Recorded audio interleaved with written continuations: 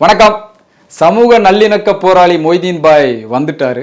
லால் சலாம் இந்த படம் முத நியூஸ் வந்தது இல்லையா அந்த படத்தை பற்றி.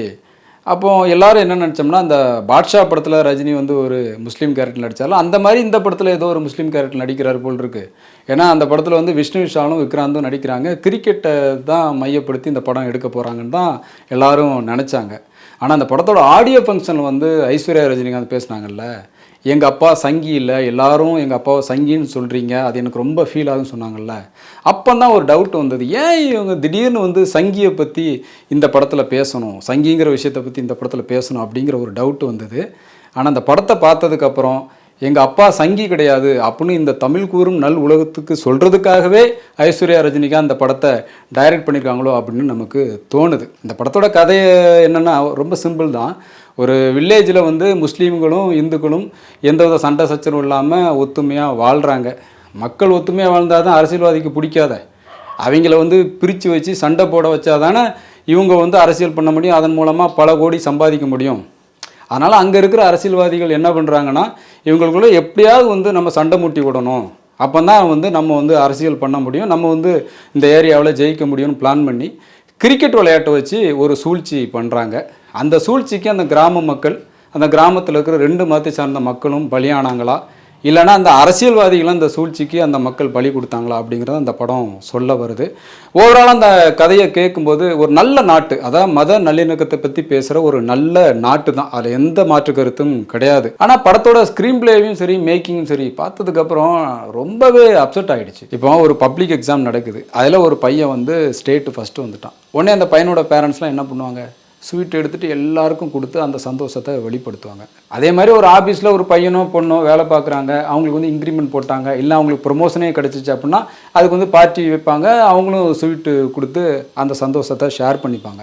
இந்த படத்தில் அப்படி ஒரு சீன் வருது. என்னென்னா, ரஜினியோட பையன் விக்ராந்த், அவர் சின்ன வயசுலேருந்தே கிரிக்கெட் விளையாடுறார். ரஜினியோட ஆசையை தன்னோட பையனை கிரிக்கெட்டில் ஒரு பெரிய ஆளாக்கணும் அப்படிங்கிறது அவருடைய ஆசை.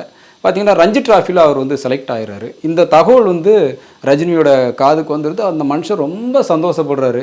வீட்டில் தான் இருக்கார். என்ன பண்ணுறாரு, அவர் முன்னாடி ஒரு பெரிய டேபிள் இருக்குது, அதில் நிறைய ஸ்வீட்ஸு காரம் எல்லாம் இருக்குது.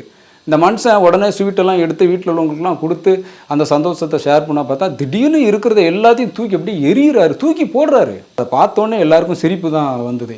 எந்த வீட்டிலப்பா இப்படி நடந்துப்பாங்க அப்படி. அதே மாதிரி இந்த படத்தில் மேக்கிங் சொதப்பான்னு சொன்னேன் இல்லையா, என்னென்னா வில்லேஜில் கிரிக்கெட் போட்டி நடக்கும். ஒரு பக்கத்தில் விஷ்ணு விஷாலனையும் இன்னொரு பக்கம் விக்ராந்தனையும் போட்டி போடுவாங்க.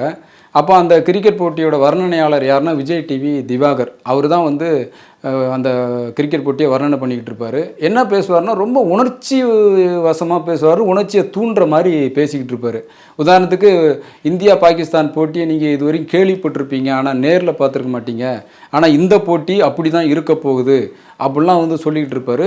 இப்போ அந்த பேச்சை கேட்டுட்டு அங்கே இருக்கிற சின்ன சின்ன பசங்கள்லாம் என்ன பண்ணுவாங்கன்னா, நீங்கள் பாகிஸ்தானு, நாங்கள் இந்தியா அப்படிலாம் பேசிக்கிட்டு இருப்பாங்க. இது அங்கே இருக்கிற ரஜினி பார்த்தோன்னே ரொம்ப டென்ஷன் ஆயிடுவார். யாருப்பா இது இப்படியெல்லாம் வர்ணனை பண்ணுறது, இப்படியெல்லாம் பண்ணக்கூடாது, இது யார் பசங்க மத்தியில் ஒரு வெறுப்பு வர்ற மாதிரி பேசுகிறது யார், அந்த ஆளை வர சொல்லுங்க அப்படின்னு கூப்பிட்டு அனுப்புவார். இப்போ என்னென்னா, ரஜினி இங்கே நிற்பார். இப்போ அந்த வர்ணனை பண்ணுற அந்த திவாகர் அங்கேருந்து ஓடி வருவார். ரஜினிக்கும் அவருக்கும் ஒரு 50 அடியோ 100 அடி டிஸ்டன்ஸ் இருக்கும். அந்த டிஸ்டன்ஸில் அவர் திவாகர் வந்துக்கிட்டு இருக்கும்போதே ரஜினி டயலாக் பேச ஆரம்பிச்சிருவார். எப்படின்னா, திவாகரை திட்ட ஆரம்பிச்சிருவார். ஏன் இப்படியெல்லாம் பேசுகிறீங்க, ஏன் பசங்க மத்தியில் ஒரு வெறுப்புணர்வை தூண்டுறீங்க அப்படின்னு திட்ட ஆரம்பிச்சிருவார். ஸோ இந்த மாதிரி சின்ன சின்ன விஷயங்களை கூட கவனிக்காமல் எப்படி ஒரு படத்தை எடுத்தாங்கன்னே தெரியல. ரொம்ப ஆச்சரியமாக இருக்குது. பொதுவாகவே இந்த கமர்ஷியல் படங்கள் லாஜிக் மிஸ்டேக்ஸ்லாம் பார்க்கக்கூடாதுன்னு சொல்லுவாங்க. ஆனால் இந்த படம் கமர்ஷியல் படம் அப்படிங்கிறத தாண்டி ஒரு கருத்தை சொல்கிற படம். ஸோ அதில் ஒரு சின்ன லாஜிக் மிஸ்டேக் கூட கண்ணுக்கு துருத்திக்கிட்டு தெரியும். அதில் அப்படி ஒரு காட்சி இந்த படத்தில் இருக்குது. என்னென்னா, இப்போ அரசியல்வாதி தேர் தரமாட்டேன்னு சொல்லிட்டாப்புல. அப்போ இவங்களே அவங்க சொந்தமாக காசெல்லாம் வசூல் பண்ணி ஒரு தேரை செய்கிறதுக்கு ஒரு ஆள்கிட்ட கொடுத்துருப்பாங்க. இப்போ அவங்களுக்கு நல்லாவே தெரியுது, அரசியல்வாதி தேர் தரல, தேர் கொடுத்தா இவங்க திருவிழாவை சிறப்பாக நடத்தி முடிச்சுருவாங்க, அப்போ இவங்களுக்குள்ள எந்த பிரச்சனையும் வராது, அதனால் நமக்கு எந்த பெனிஃபிட் இல்லைன்னு அவர் அரசியல்வாதி தேர் கொடுக்க மாட்டான்னு வச்சுக்காங்களேன். அப்போ அவரோட எதிர்ப்புக்கு மத்தியில் தான் அந்த தேரை தயார் பண்ணுறாங்க. அப்போ சேஃப்டி ரொம்ப முக்கியமாக இல்லையா, பாதுகாப்புக்கு 2 பேரும் நிப்பாட்டணுமா இல்லையா. இதில் தேர் ரெடியாகி ஒரு கிரவுண்டில் தனியாக நிற்கும், யாருமே இருக்க மாட்டாங்க. பார்த்தா அடுத்த சீனில் அந்த அரசியல்வாதி தேரை கொளுத்தி விட்டு போய்கிட்டே இருப்பார். சரிப்பா, அப்போ படத்தில் ரசிக்கிற மாதிரி என்ன தான் இருக்குது அப்படின்னு நீ கேட்கலாம். இருக்குது படத்தோட வசனங்கள். இந்த படத்தோட கேமராமேன் விஷ்ணு ரங்கசாமி அவர் தான் அந்த படத்தோட கதையையும் வசனங்களையும் எழுதியிருக்கிறாரு. உண்மையில் ஒரு சில வசனங்கள் வந்து அவுடேட்டடாக இருந்தாலும் மற்ற வசனங்கள் எல்லாமே சொல்லப்போனால் அந்த மத நல்லிணக்கத்தை வலியுறுத்துகிற அத்தனை வசனங்கள் வந்து ரொம்ப வந்து பெர்ஃபெக்டான வசனங்கள், ரொம்ப அழகான வசனங்கள், ஆழமான அர்த்தமுள்ள வசனங்களாக இருக்குது. உதாரணத்துக்கு பார்த்தீங்கன்னா, மதத்தையும் நம்பிக்கையும் மனசுக்குள்ளே வை, மனித நேயத்தை அதுக்கு மேலே வை அப்படிம்பாங்க. அதே மாதிரி மனசு சரியில்லைன்னா சாமிக்கிட்ட வரலாம், ஆனால் உடம்பு சரியில்லைனா ஆஸ்பத்திரிக்கு தான் போகணும் அப்படின்னு ஒரு வசனம் இருக்கும். போட்டி போடுறவன்கிட்ட நம்ம வந்து ஜெயிச்சிடலாம், ஆனால் பொறாமப்படுறவனை என்னையா பண்ண முடியும் அப்படின்னு இந்த வசனங்கள் எல்லாமே ரொம்ப சிறப்பான வசனங்கள். இந்த படத்தை ஓரளவுக்கு நம்மளால் ரசிக்க முடியுதுன்னா அதுக்கு முழுக்க முழுக்க இந்த வசனங்கள் தான் முக்கியமான காரணமாக இருக்குது. அப்புறம் இந்த படத்தோட கதை வந்து 90ல் நடக்கிற மாதிரி எடுத்திருக்கிறாங்க.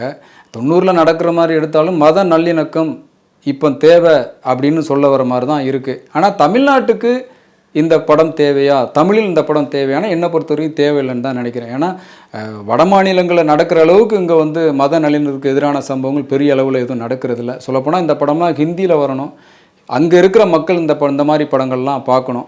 அதை தாண்டி ரொம்ப டீட்டெயிலாக ரொம்ப முழுசாக இந்த படம் மத நல்லிணக்கத்தையும் மனித நேயத்தையும் பற்றி பேசுதான்னு கேட்டால் இல்லைன்னு தான் சொல்லணும். அந்த ரெண்டையுமே வந்து ரொம்ப சிறப்பாக பேசின படம் அப்படின்னா சமீபத்தில் நம்ம பார்த்த படம் வந்து அயோத்தி தான். அப்புறம் அந்த படத்தோட டைரக்டர் ஐஸ்வர்யா ரஜினிகாந்த் அவங்க என்ன நினைக்கிறாங்கன்னா, நம்மளோட அப்பா பேரெல்லாம் நம்ம யூஸ் பண்ணக்கூடாது, நமக்குன்னு ஒரு தனி அடையாளம் இருக்கணும், அதை வச்சுக்கிட்டு நாம் வந்து சினிமாவில் ஒரு டைரக்டராக, அதுவும் சிறந்த டைரக்டராக வரணும், அதில் ஜெயிக்கணும்னு ஆசைப்படுறாங்க. அதில் தப்பே கிடையாது.